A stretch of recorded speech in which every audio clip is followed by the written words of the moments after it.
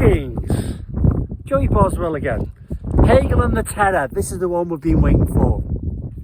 Okay, this has got to be a two-parter. This is part one.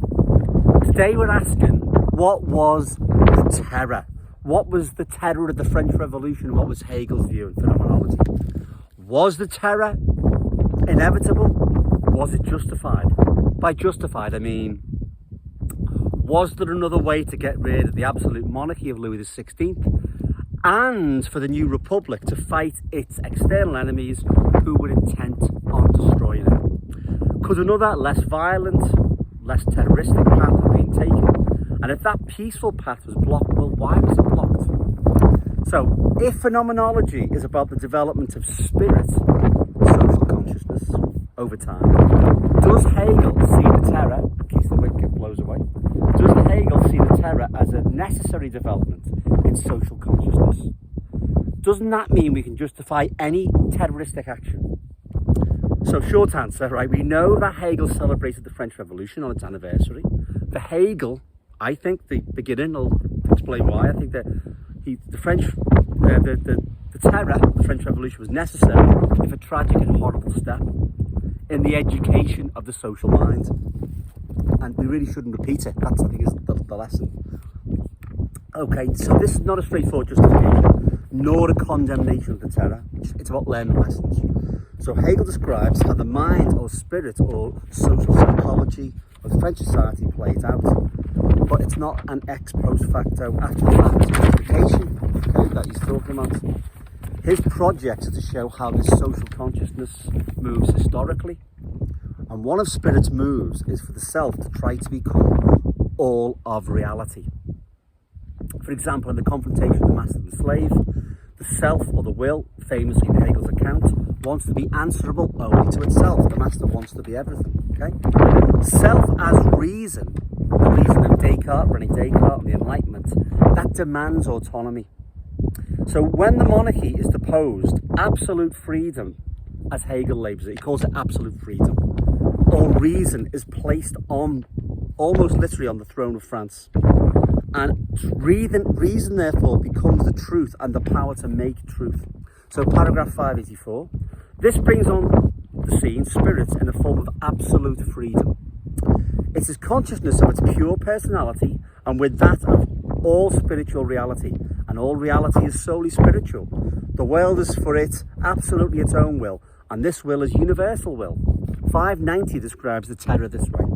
The sole work and deed of universal freedom is therefore death, for what is negated is the empty point of the absolutely free self. It is thus the coldest and meanest of all deaths, with no more significance than cutting the head of a cabbage or drinking a mouthful of water. So what is this absolute freedom of the French Revolution?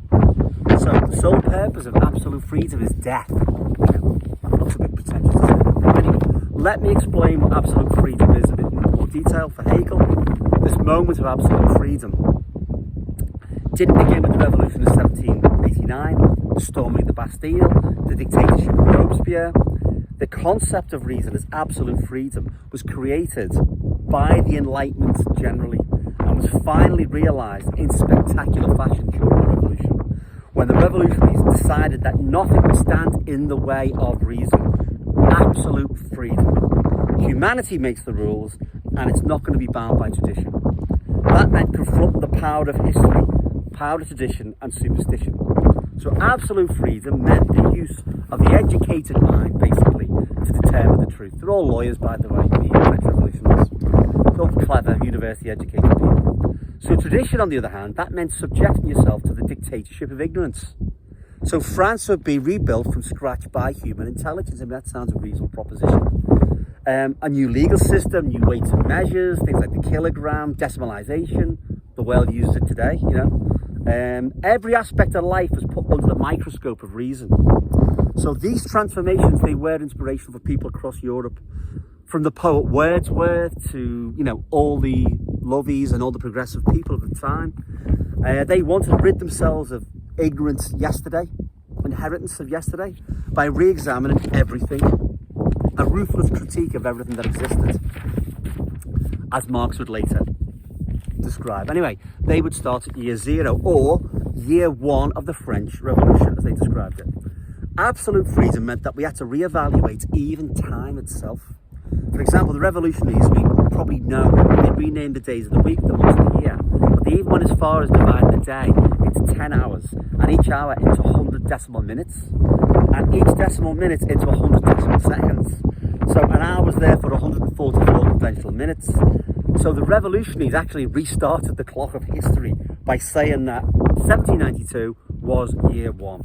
And almost 200 years later, the revolutionaries, educated in France, or basically heavily influenced by France, because Cambodia was a French colony, they also thought they would start at year zero, inspired by the French Revolution. And of course we know what happened when the Khmer Rouge took power. They took terror to a new level. Okay, so the revolution maintained that the belief in God should be based on reason rather than revelation or scripture.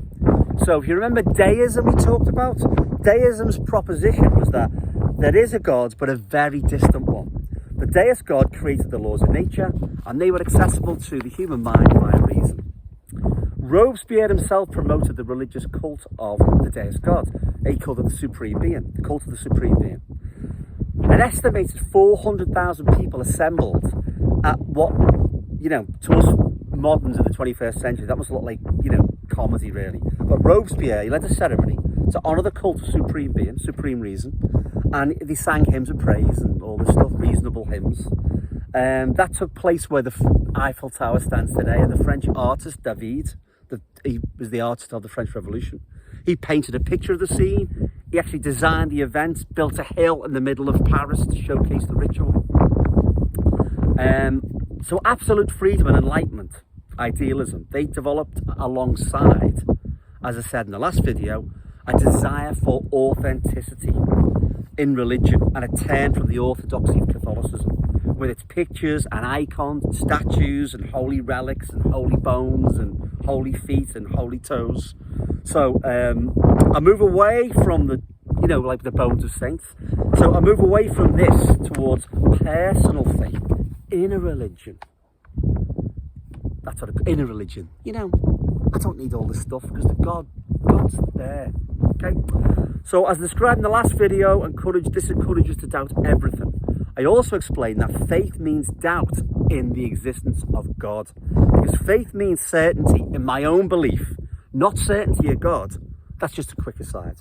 But for us to be truly free from superstition, we had to doubt feudal society, the monarchy, the church, irrational historical past, and rationality was and would be the measure of everything. Okay, where does the terror come from? How do we get from absolute freedom and pure rationality, chop people's heads off without trial? Many of those who supported the terror initially believed even the death penalty was a manifestation of superstition. So Robespierre was one of those idealists. So why did he change his view? Why did they change their views? And why did they become terrorists? So first, a brief outline of events that led to the Great Terror and a conventional description, historical view of the terror. So the revolution takes place in 1789. The aim is to turn King Louis into a constitutional monarch, not to chop his head off, not to depose him. Louis XVI, however, didn't want to play ball. He didn't want to share power with an elected National Assembly, and he tried to run away in June 1791 to organise a counter-revolution. Austria and Prussia then went to war with France in the spring of 1792, and that did put revolutionary France under extreme pressure. Louis was found guilty of treason. He was banged to rights guilty. He was guillotined on January the 21st, 1793. The extraordinary crisis of war, invasion, treason by the monarch forced the convention into drastic action. But drastic action is yet terror. But Hegel sees a logic of terror even before, this period. On June the 10th, 1794, La Loi de la Grande Terreur, the law of the Great Terror, was passed. By the end of the Great Terror, only July 1794, there were 16,000 official executions and 10,000 executions without trial and loads of other stuff. So that's a lot in a month, and just over a month and a half. In February 1794, Robespierre explained why the terror was a necessary form of exceptional justice in the context of the revolutionary government. And we discovered that the terror for him isn't just a response to invading armies or, extreme circumstances. It's about changing human nature. So, this is what he says. If the basis of popular government in peacetime is virtue, the basis of popular government in peacetime is virtue. The basis of popular government during a revolution is both virtue and terror. Virtue without revolution is both...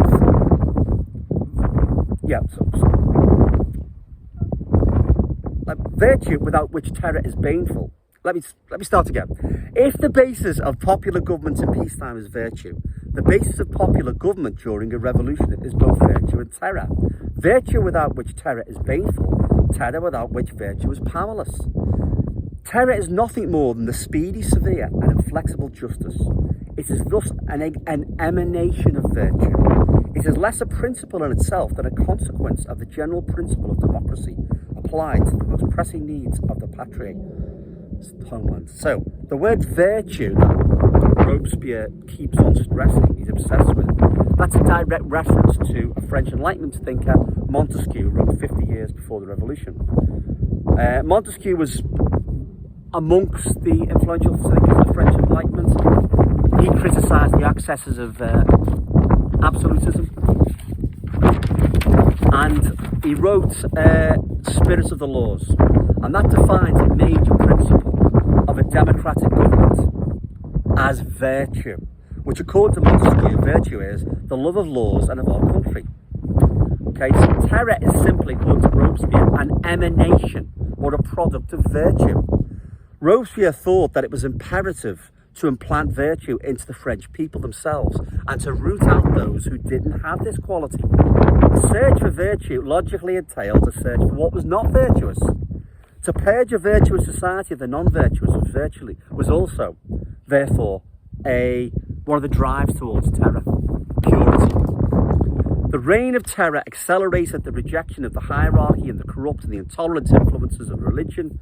Between the 20th of June and the 27th of July, 85% of the victims belonged to the Third Estate, and only 8% of them were actually nobles, and 6% from the clergy. So it wasn't men in wigs who were the victims of the terror. It was just basically ordinary people and the middle classes. So the engine of terror was the pursuit of perfection, the ridding of error. A society free from vice, tradition, irrationality, and as I said, free from error, free from mistakes. The law of the Great Terror meant you could be executed for slandering patriotism, seeking to inspire discouragement, spreading false news, and depraving morals. Citizens had to actively denounce those suspected. No witnesses of defence counsel were allowed for the accused. Only two possible verdicts when you went to one of these kangaroo courts: acquittal or death. Accusation was basically a death sentence. There were no longer political factions. Instead, there was one, let's call it a Rousseauian general will. I'm being unfair to Rousseau, but he coined the phrase general will. And therefore, there was no question of elections, because the general will was also manifest in Robespierre and the committee. Committees of surveillance were set up. They were responsible for arresting suspects and issuing certificats de civisme, which were identity papers that proved the holder's patriotism. Okay, so think for one moment, how do you prove your patriotism? If you get someone, hey, buddy, what you doing? How do you prove your allegiance to the revolution? Basically, to denounce others. Denunciation was the duty of citizens. It was also an expression of the public good. So the terror went way beyond defensive measures to combat a serious crisis. It became a project in itself, a project to transform French society into the Republic of Virtue. And of course, the Republic of Virtue meant the Republic of Reason. So the hell of terror was the road along which France would reach the heaven of reason. Although we think of Hegel as being the ultimate abstract thinker, it's the opposite. He thinks that abstraction causes the terror. So let's take Robespierre's abstract idea of virtue that we just mentioned. Virtue can mean all kinds of things to different people, but the real world is complex and abstract ideas only capture part of reality. If you are totally committed to an abstract ideal, virtue, the revolution, socialism, the party or whatever, and when you project that onto society, or if you mistake part of the truth for the whole, then your whole abstract conception encounters a messy reality very, very quickly. Affirming your abstraction and pressing it onto the world means making the thoughts and actions of others conform to it, conform to this abstract will. So you get resistance from those who don't share your abstraction, and which in turn results in revolutionary violence. But you're not fighting the violence against real living people. It's not individuals you're fighting against. You're fighting abstract enemies of the revolution. And anyone who's been in a left-wing group with a faction fight knows the opposition. They call each other the worst names. I mean, rats and traitors and God knows what else. I mean, they are really vitriolic towards people very close to them. The closer they are, the more vitriolic they are. Anyway, imagine that in the French Revolution. Ultimately, Hegel's argument goes, the revolution cannot realise its own conception of the world. The failure of absolute freedom leads to a reconsideration of the idea of freedom by spirit, this social consciousness, and a deeper or higher meaning of freedom is arrived at eventually. After the revolution, it's all tickety-boo. So basically it means we're supposed to learn a lesson. Unfortunately, these forms of consciousness never disappear. And we live in an era when the rule of abstractions is on the margins. So we are still nowhere near that historical, let's use the word, self-understanding. The logic of the French Revolution has been the logic of, I think, every subsequent progressive overthrow and non-progressive overthrow of existing social relations. So I did mention Cambodia and Pol Pot. Let's look at the next biggie revolution, which is the Russian Revolution, October 1917. So we don't need to dig into the right-wing works of people like Orlando Figes or others who aren't as right-wingers in, but people oppose the revolution, to discover the downside and the logic of what Hegel was saying. Just look at the words of the revolutionaries themselves and their actions.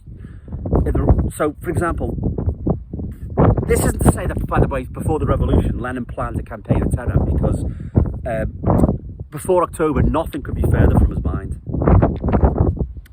At that time, than the introduction of the political police and a terror state, that just wasn't on the agenda. Neither was it on Robespierre's agenda, by the way. That's a good point now. The guillotine wasn't thought of. He didn't think, let's guillotine people.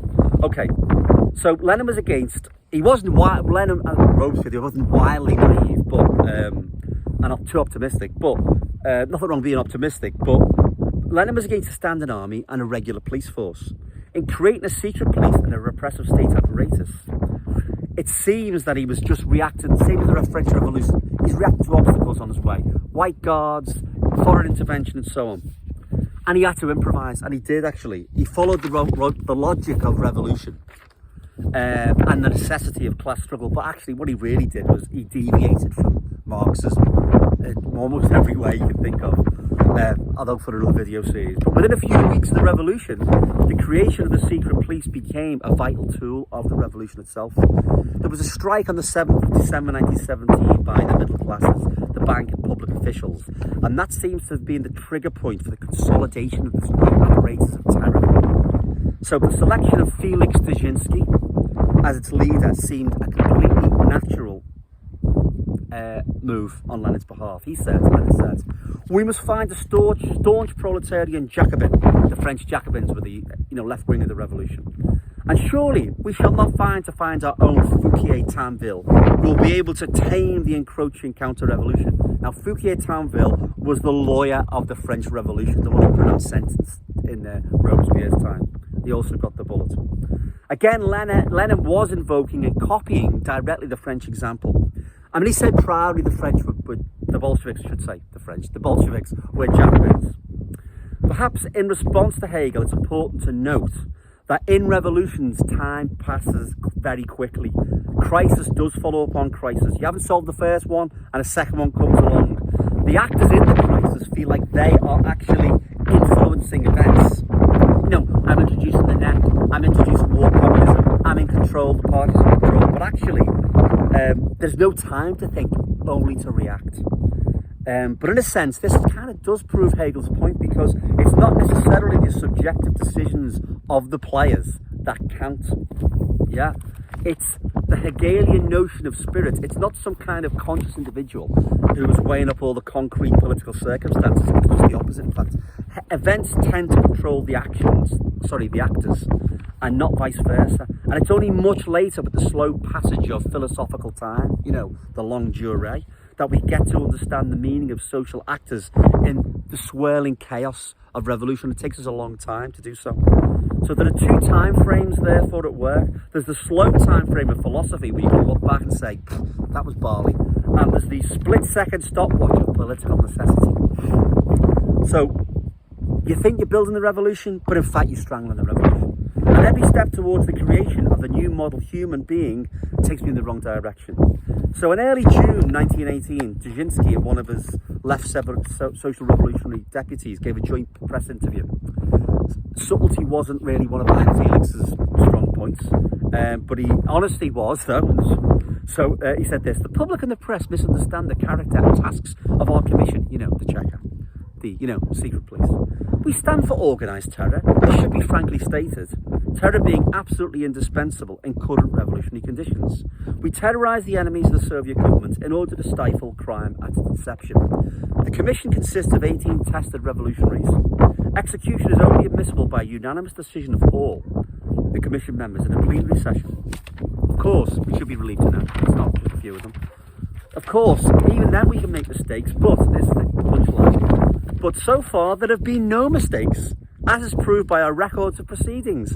In almost every case, the criminals, driven into a corner by the evidence, admit their guilt, and what argument can have greater weight than the personal confession of the accused? So confession without trial and detention, that's proof of guilt for the Soviet secret police from the very start. And we know that many of the people were dragged out to cells. If you read accounts, this is in the early days of the revolution. Yeah, many were, quite frankly, vicious bastards. But loads of them would just disagree with them. They were dragged out of cells. Horrible thing. Anyway, there was a difference, though, between the Stalinist terror and Lenin's regime. There is no question about that. Absolutely no question. And we were talking of the two time frames that Lenin was working on. He was trying to accomplish something, but of course he was digging himself deeper into a hole. But the examples of the terror at the earliest stages of the revolution, they're just not possible to dismiss.